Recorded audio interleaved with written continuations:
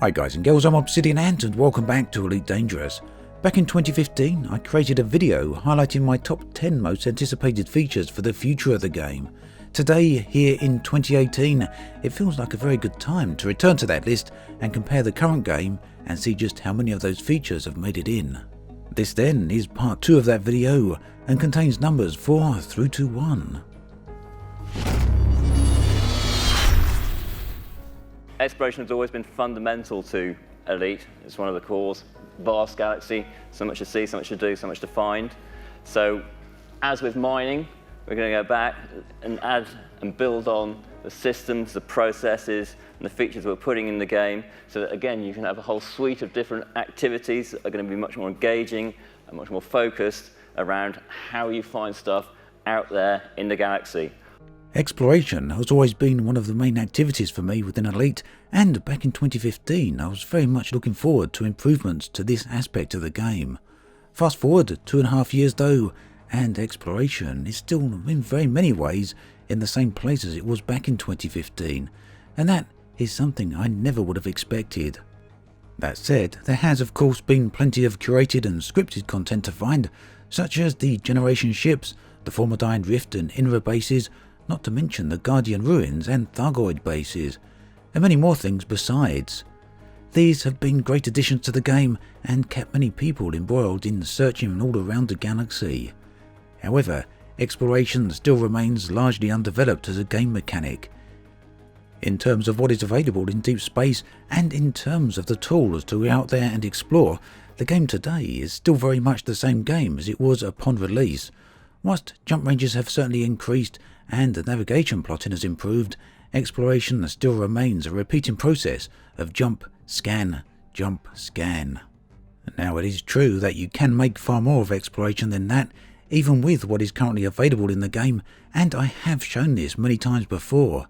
But overall, the lack of exploration improvements really is a question about the absence of development on the exploration game mechanics themselves. So, whilst I remain very critical of the fact that not enough has been done for deep space explorers, it's really impossible to talk about all that without also talking about Beyond Chapter 4 and the upcoming exploration improvements. Details on that are still quite vague of course, but 2018's updates include new planetary graphics, greater variety of elements on planets such as improved fog and vapour, as well as rock scattering system. There's also a new upcoming light system that will affect everything from planets all the way to things in space. But the real meat of the exploration update will be improvements on how to locate and discover things, whether they be in the depths of the galaxy or whether they're merely for missions themselves.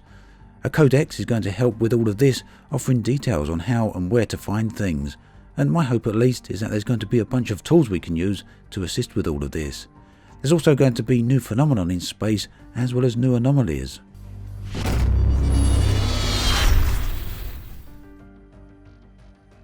Walking around, as I referred to it back in 2015, was my third most anticipated feature. Now widely talked about as space legs, this would bring with it the ability to get up out of your seat and walk around your ship and indeed any other environment. Now this seemed to be a part of the game that could well and truly be missing, at least for the foreseeable future. Frontier have confirmed on numerous occasions that it isn't coming anytime soon, and they've also said that development on this aspect of the game would be a significant undertaking. It's possible then that at this point it may never happen, but if it does, then it may well be a very long way off. Talking about what Spacelegs could bring to Elite probably deserves its very own video, as there isn't room for talking about it in this one.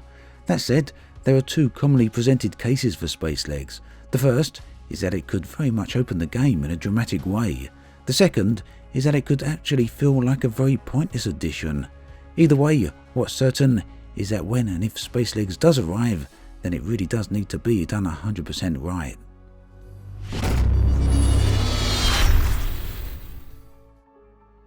In 2015, the arrival of the Thargoids was highly anticipated, and in some quarters was thought to be pretty close. The arrival of the aliens then was my second most anticipated feature for the future of the game. And now here we are 2.5 years later, and so much has happened with this aspect of the game. I won't go into all of it here as I've covered it elsewhere. At this point though, it's very clear that things with the Thargoids are only just beginning. The footage you can see in the background largely speaks for itself. A lot has happened, and nearly all of it is very well designed, although unfortunately not everyone has been able to experience all of it due to the nature of the way some of the events have been implemented. With Thargoid battles, alien bases, strange machines and mysteries, as well as human space stations coming under attack, I really do feel that the Thargoid content has certainly delivered in spades, even if not quite at the pace I would have originally hoped. Eventually, for the future, I would love to see Thargoid home space. For now though, we'll have to wait and see what the Thargoids have planned.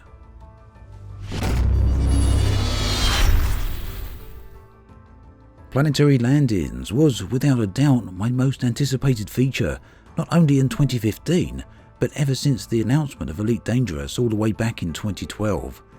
It was fantastic news to me then to see the reveal of Horizons along with the ability to land on atmosphericless rocky worlds as well as ice worlds.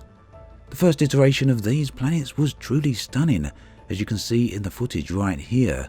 The planets had a good amount of variation, both in terms of coloration and geometry.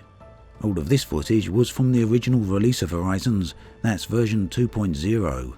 However, after that, things started to turn quite badly very quickly, as over the courses of patches 2.1 and 2.2, the graphics of the planets were increasingly degraded, both in terms of the colour variation and surface features. Some of this was explained away as bugs, whilst for other parts, the changes were related to both performance and stability issues.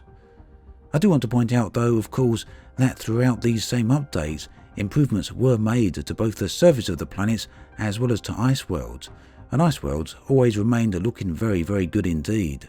Now at this point, over 2 years since the original release of Horizons, I sometimes find it quite hard to believe that we still don't actually have basic atmospheric planets. That's rocky atmospheric worlds like Mars of course, and not the fully landable Earth-like worlds. That aside, we were still left with the problems that many of the previous updates have brought with planets.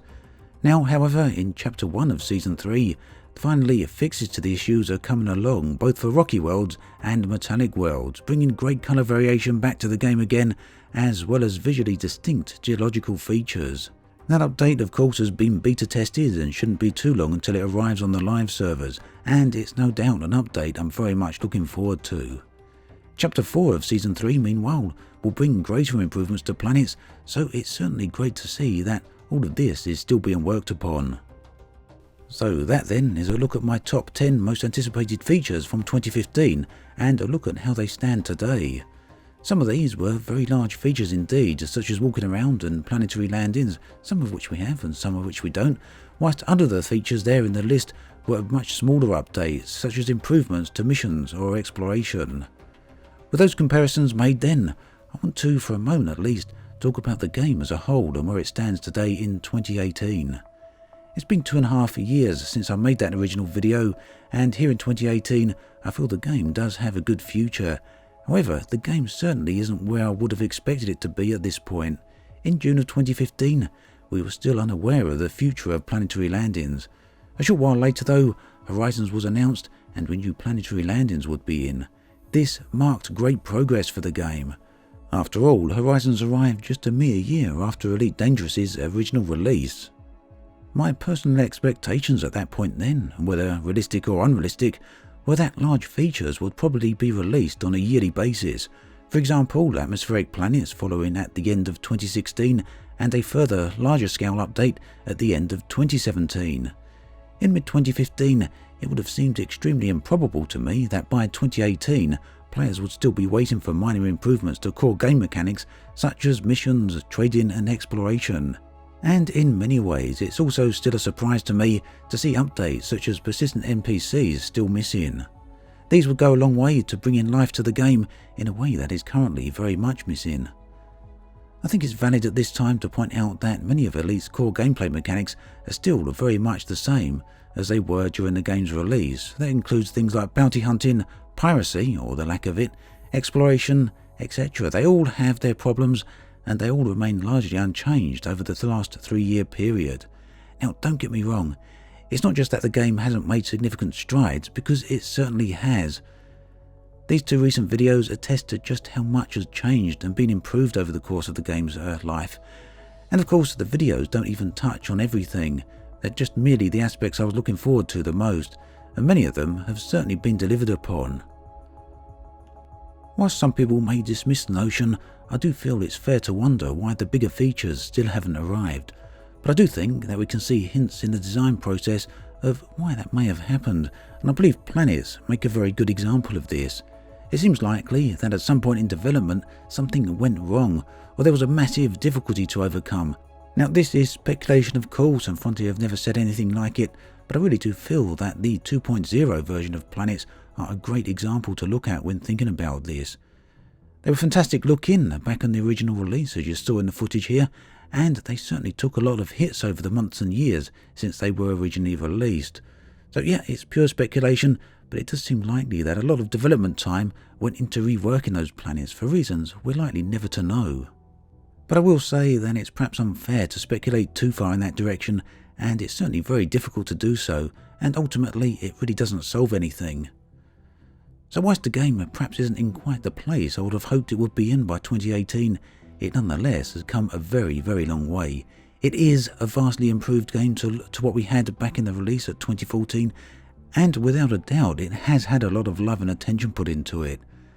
Season 3 also looks very likely to address all the aforementioned issues, which is why I feel the game does have a positive future. And of course, just as Frontier have said more than once, there are still unannounced features to arrive for this year.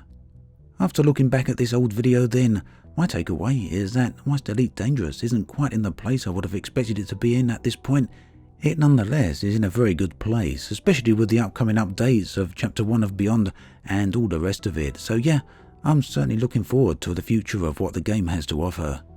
As always, thanks for watching, and I'll catch you guys and girls next time.